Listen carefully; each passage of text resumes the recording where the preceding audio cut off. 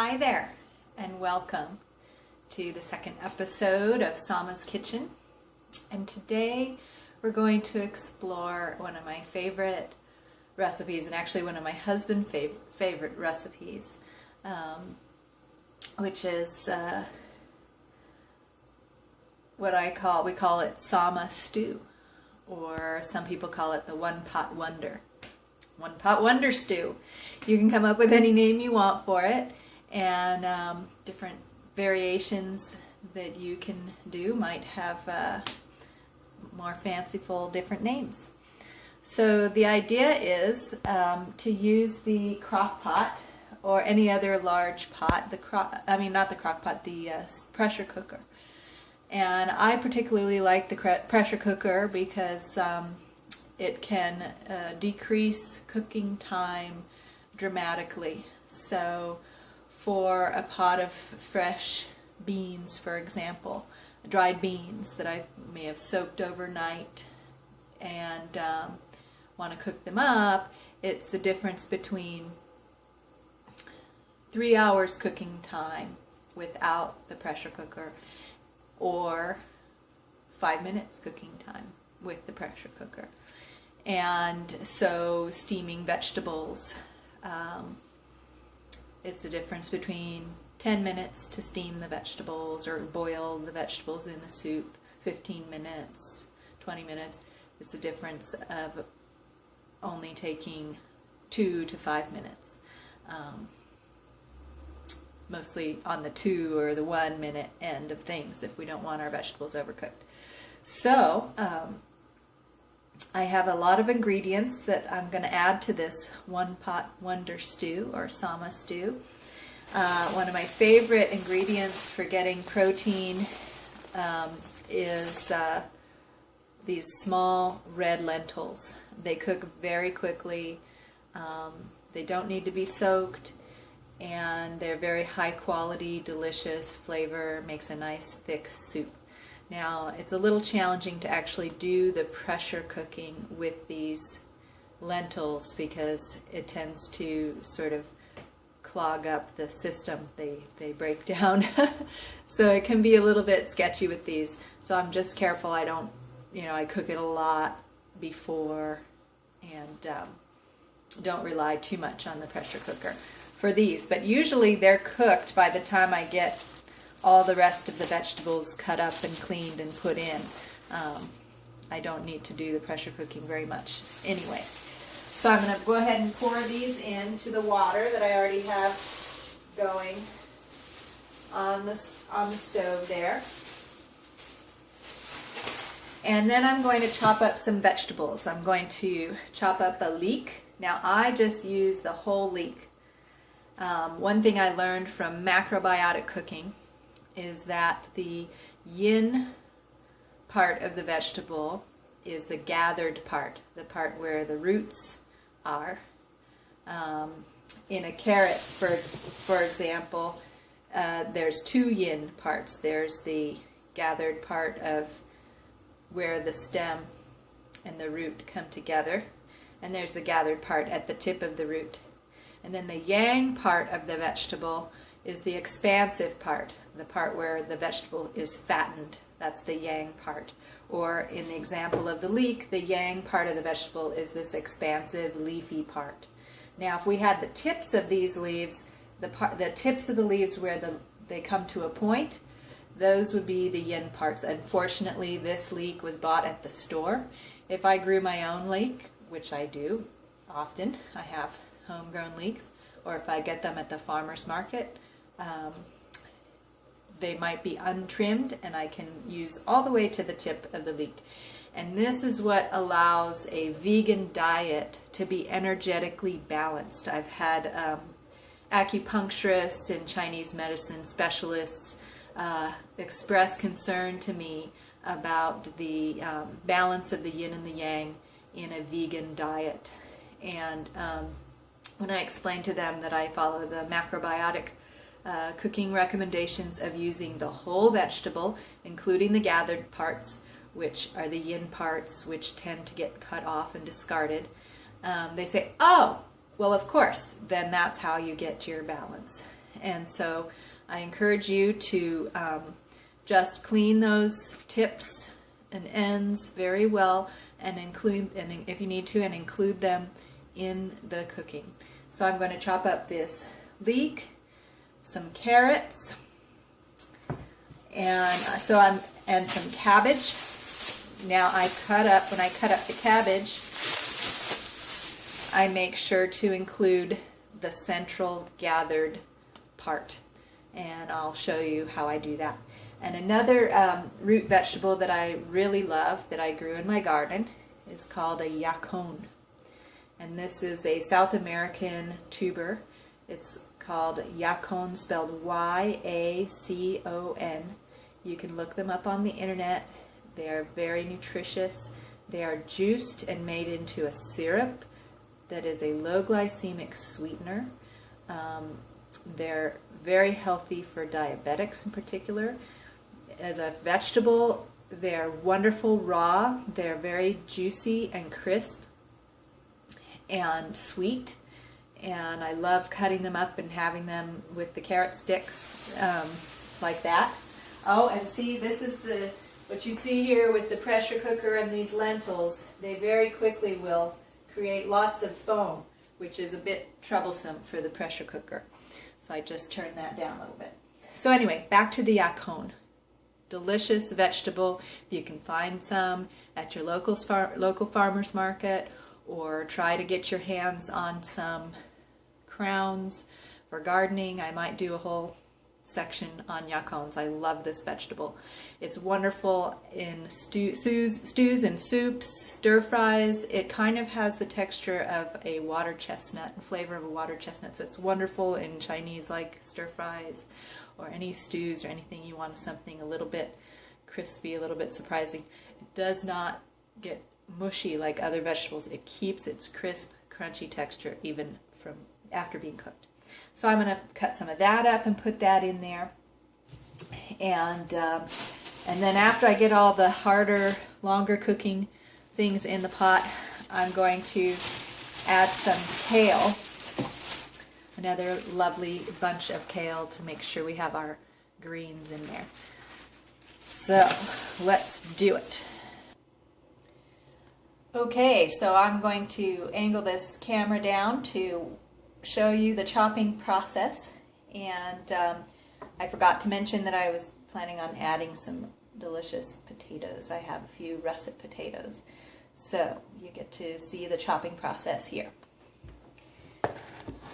So here we go, starting first with this lovely leek. Now I just like to chop this leek into some hearty rounds, and I try to wash the leek ahead of time. But one thing to watch for with leeks is sometimes dirt gets embedded into the places between. Here you might find dirt in here sometimes. This one seems to be fairly clean, but what I'll do is I'll get a strainer out and just dump the leeks in the strainer after chopping, but this one doesn't seem to need that. So I'm just going to pop it into the pot over here.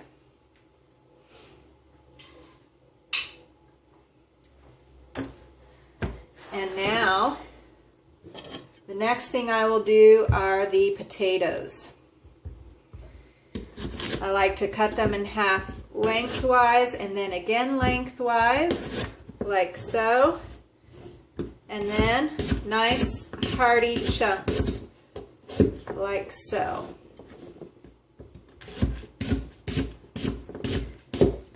I just love biting into chunks of potato in the stew. Now I really try to watch for any portions of the potato skins that have turned green or that have developed eyes. These are very fresh. They don't seem to have anything like that. But we need to store potatoes in the dark so that they don't get green in their skins. When they have green in their skins, they're producing a toxin that is difficult to digest and toxic, very toxic. Anything green on the potato plant is toxic to humans.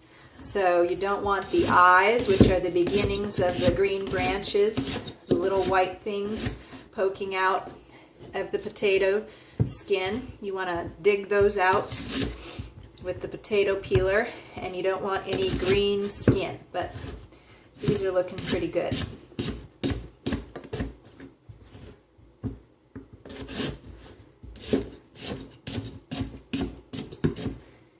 And there we go, nice batch of chopped potatoes. Now you see how most of the pieces are of relatively similar size with the way that I chopped it. Now I look for places like that have a black spot in that.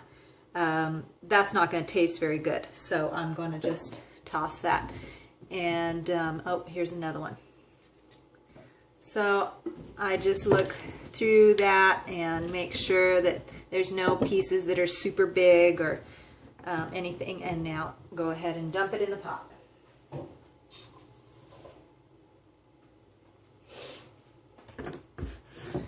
All right, now the cabbage. Now I don't think, my problem with sama stew is that often the pot is not big enough for everything that I want to put into it. It's a running joke in my family. So often the bottom of the cabbage, there's some toughness and woody fibers along the edge here. So I'll often just cut off the very bottom, but keep as much of that central gathered part as possible. I cut it up a little bit smaller than the rest of the cabbage because it's a little bit thicker and was going to require a little more cooking. You want it to be a little smaller to cook well. So I'm only going to put half of this cabbage in so that I don't fill up the pot too much.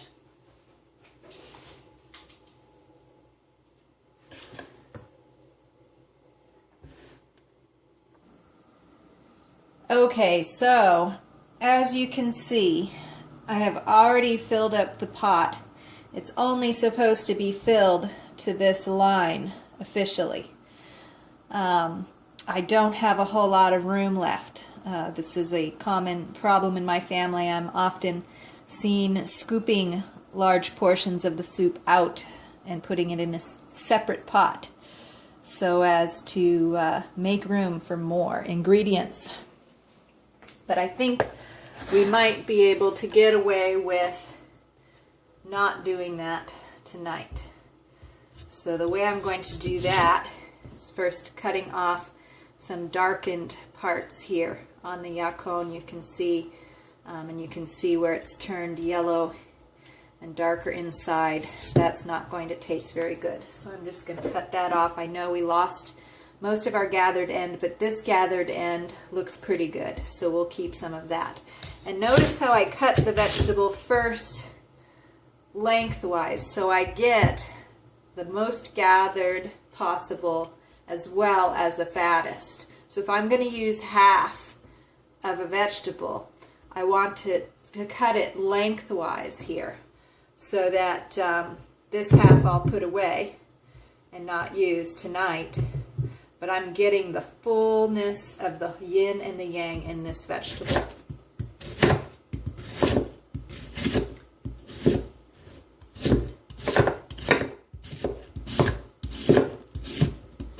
And notice how crispy and delightful this vegetable is. Delicious, sweet, juicy. We might just have this other half on the side like a salad. All right, this one's going in. And luckily, I have some nice skinny carrots. They won't take up a whole lot of space, but they will add that nice orange color. Now, I am cutting off some of those raggedy looking tops, but I am leaving as much of the gathered part of the top of the carrot as possible, and I'm definitely leaving these bottoms as they are fine. And if you notice, I am not peeling my carrots. And I did not peel my potatoes. Most of the nutrients in your vegetables are gathered at the surface of the vegetable. The skin is the most nutritious part of the vegetable. And so I leave all my skins on, which is very nice because it's a lot of work to peel potatoes and carrots. The only time I peel potatoes is if, like I said before, there's green in the peel or some nastiness, some bruising or scarring that's going to have a poor flavor.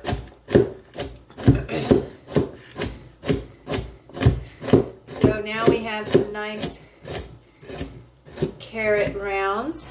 Not too many, just enough for some nice flavor.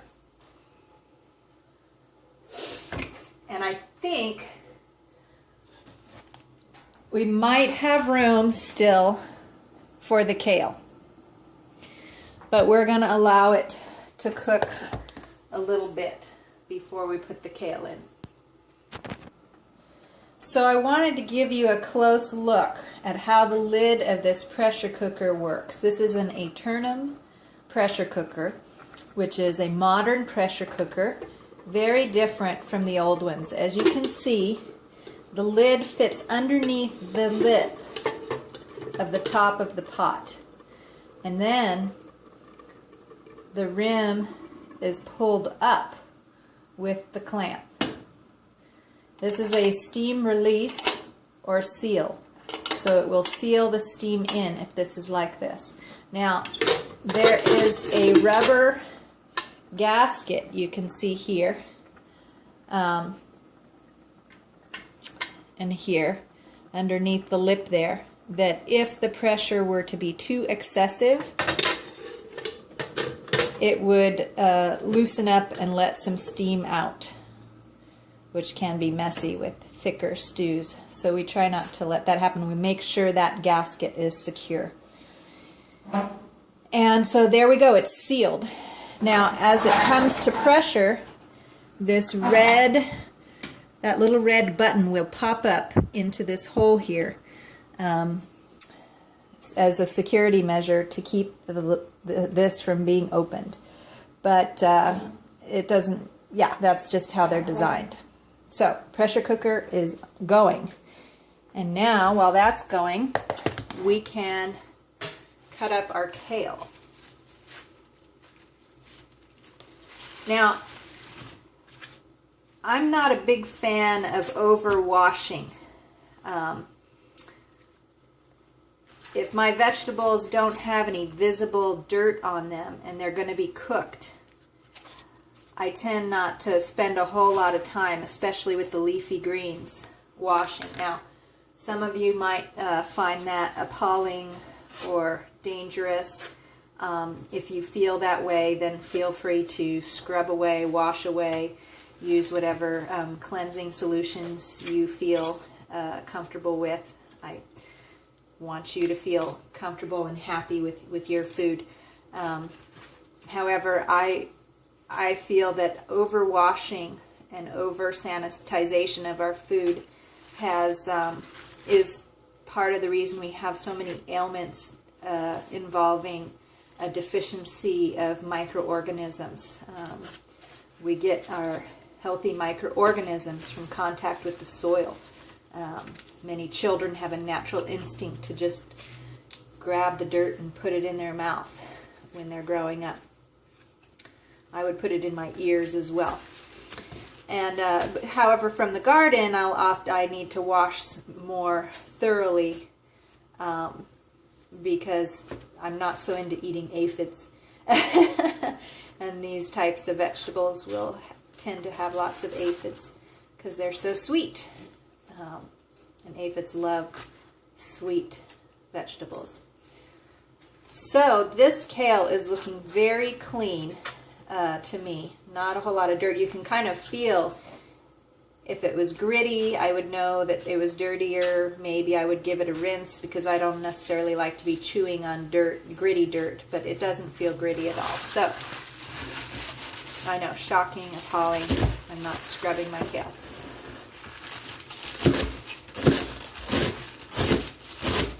And I'm just going to chop it on up.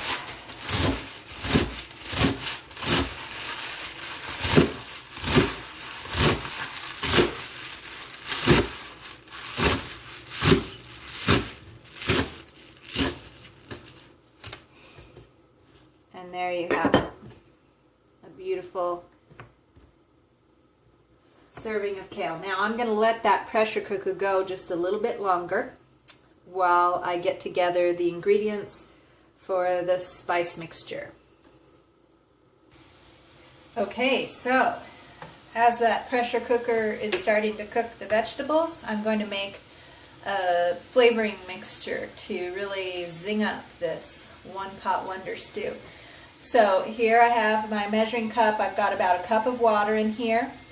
I'm gonna, now remember, if you watched episode 1, I like to make sure to add all 5 flavors. That's how I make up recipes on the fly and know that they're going to really have a wonderful, rich flavor. So I want salty, sweet, sour, bitter, and spicy. So I'm going to put a little sour in today, a little apple cider vinegar, just a splash or 2 because I don't want to be too sour. And I'm going to put some Bragg's amino acids for that whole pot of stew over there, maybe 4 or 5 squirts. And let's see here. I'm going to put in some potato starch as a thickener. This is Bob's Red Mill potato starch. You can get it at Bob's Red Mill products at most grocery stores. Lots of wonderful products. So for that big pot of stew, you know, I probably don't need very much of this because, that's right, I have the red lentils in there. So normally if I was doing the potatoes and all of that with no lentils, I might put maybe a couple of spoonfuls, depending on how thick I want that.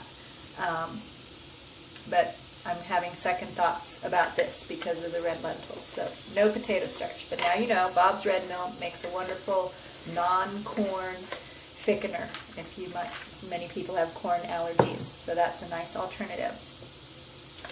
I'm going to put a little bit of celery seed because I just had a feeling for that.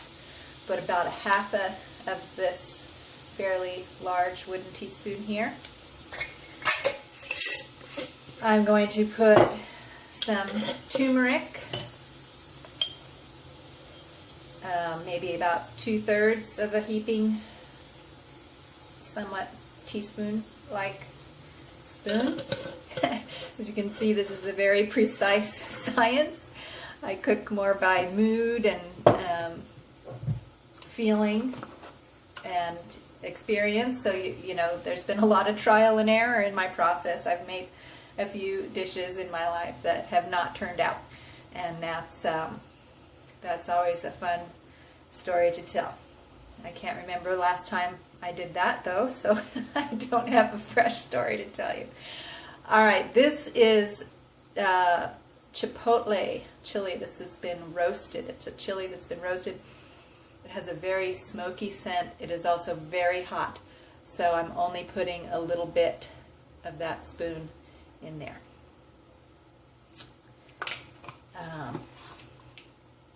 And I'm going to put some whole cumin seeds, which add a lovely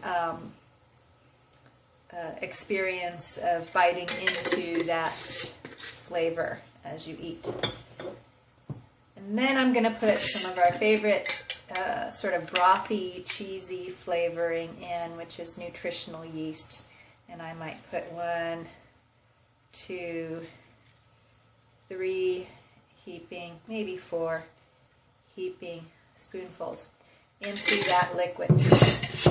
And putting it in a liquid in the measuring cup is particularly important for the potato starch, because adding it to a hot liquid immediately with other things in it, or even just a hot liquid, it would just turn into a glob of goop and it would not mix into the hot water. It will mix into cold water, and so I put it normally in cold water. Now that is not as much the case with these other spices, but this does allow me to make a nice evenly mixed slurry and have less likelihood of a glob of unmixed spices or chili powder winding up in somebody's mouth. So that's why I do a little mixture before putting it into the pot. Okay, and I think we might be ready. Let's go take a look at the pressure cooker here. As you can see, that red pin has popped up into the hole in the lid. And I am going to turn off the stove. It was starting to make noises like it was getting up to pressure. And it had been there for a while. So then I'm going to, oh yes, it definitely had some pressure. Oh, and this is the problem with the lentils. You see how the foam starts to spill out. So what I will do is put it into the sink to allow that pressure to release and not make a mess on the stove. So I'll be doing that here. You can watch me. It's kind of an exciting process. Sometimes I need oven mitts, but tonight I don't. So I place it in the sink, turn on some cold water, open up the pressure valve, and release the pressure. Right. Lots of steam. And I listen for when there's no more steam and gurgling. And look at the red. Okay, so our pot has depressurized and we're ready to put the other ingredients in. So, okay, I'll show you how to remove the lid, okay? So you can see that the red peg has dropped down from the hole in the lid, the hole in the handle. So that means that it is safe to go ahead and open the handle. Now the nice thing about this lid is that if there was a big billowing pile of steam coming out, my hand wouldn't necessarily be right over it, as you can see. My hand is safe off to the side. And there is our lovely looking stew. Take a stir and you can see that these lentils have cooked down and made a very thick sauce. And there is still room. You can see that that line right there would be the top. There's still room for the kale. Yay! I've managed to not put too much in the stew. So here we go with our kale. I'll take you with me now to put the kale into the pot. This is the kale cam. Da-na-na, kale cam, kale cam. Okay. There's the kale in the pot, and I'm going to turn the fire back on here.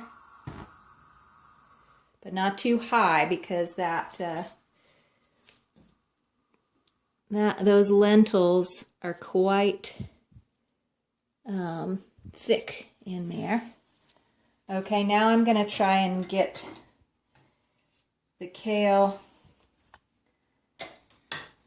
down into the liquid of the stew. So I'm just going to kind of poke it down and stir it in.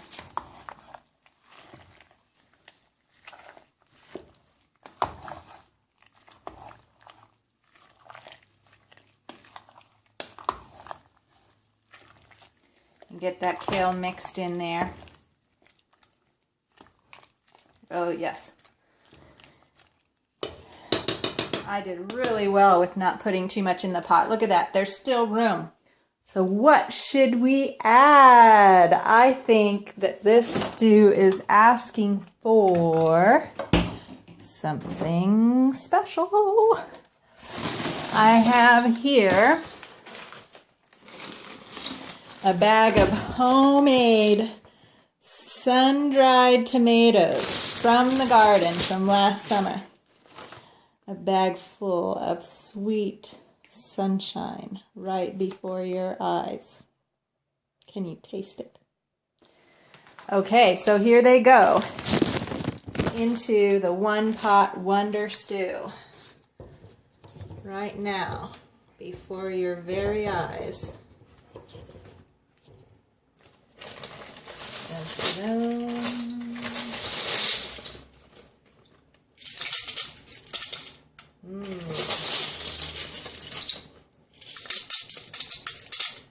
There we go. Precious nectar from the garden. And so I'll stir that up a little bit more. Oh yes. And we have the spice mixture to add. So here we go. We'll stir it up one more time.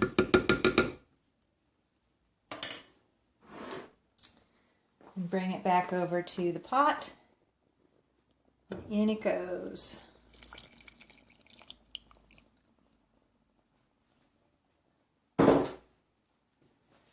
And mixing it up.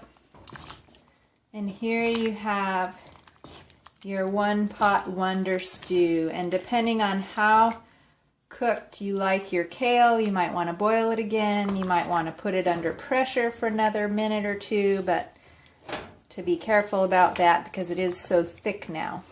That thickness can really gum up the steam, the pressure release valve. So I might just let that simmer.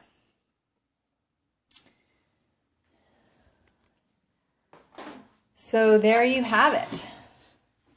One pot wonder stew. Vegan, gluten-free, low fat, plenty of greens, plenty of protein with the lentils, and plenty of love and deliciousness, nourishment, a balanced meal in one pot. So I encourage you to try it out for yourself. And if you want to learn more about what I do, you can find me at www.lightspiritbirthdoula.com. And I do all kinds of other healing things besides just with food. So please feel free to come check it out. You can also find me on Facebook. I'm the only Sama Morning Star that I know so far on Facebook. So I look forward to connecting with you, and see you next time. Blessings.